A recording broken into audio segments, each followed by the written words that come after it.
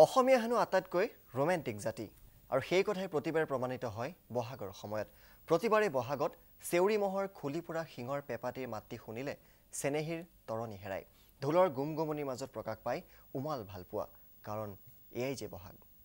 কোন ঘাটে না তুলি যাম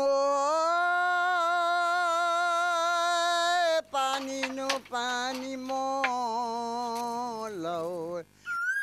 কোন ঘাটে তুলি যাম পানী যে ঘাটে নাচ গঙা চান আহিব সে ঘাটে তুলি যাম পানী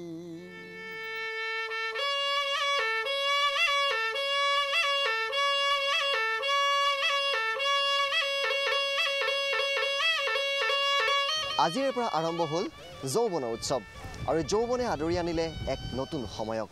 উন্মনা ঋতুৰাজ বসন্তৰ বুকুচাত উঠি অসম মুলুকলৈ আকৌ আহিছে চিৰচেনেহী বহাগ আৰু এই বহাগৰ মাজতে লুকাই থাকে অসমীয়া জাতিৰ ৰূপ লাৱণ্য আৰু আবেদন নমো নাৰায়ণ ভকত তাৰণ তোমাৰ চৰণ প্ৰভু নাৰায়ণ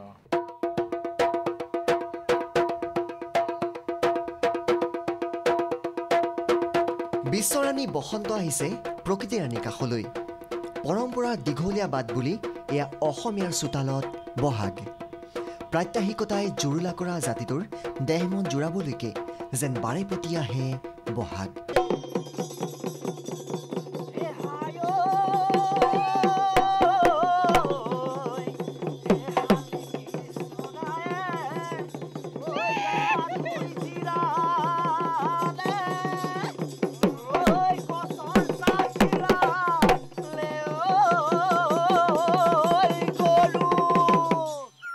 অসমীয়াৰ মনত এতিয়া দেও ধ্বনি উঠিছে ৰিঙা ৰিঙা মনত প্ৰাণৰ সঞ্চাৰ ঘটিছে কাৰণ বহাগ বিহুতিৰ সমান লাৱনী উৎসৱ অসমত দ্বিতীয় এটা নাই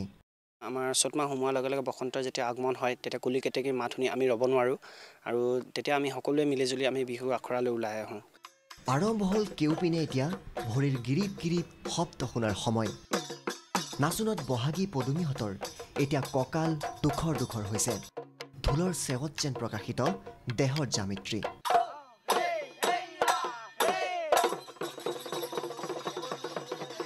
সঁচাই বিহুতিৰ দৰে ইমান ৰোমেণ্টিক উৎসৱ সমগ্ৰ বিশ্বতে বিৰল এয়া চেনাই ধনৰ কাষলৈ চেনেহীৰ ঢাপলি মেলাৰ সময় দিন ৰাতি এক কৰি বিহুৱান কটাৰ সময় কাৰণ এয়াই যে বহাগ এয়াই উমাল ভালপোৱা গামোচাতে বাচিলি নে নাই ৰঙা ফুল গৰকাতে নচুৱাই দুভৰিৰ কলা ফুল লিহিৰি আঙুলিৰ বুল বুলালি নে অ লিহিৰি আঙুলিৰ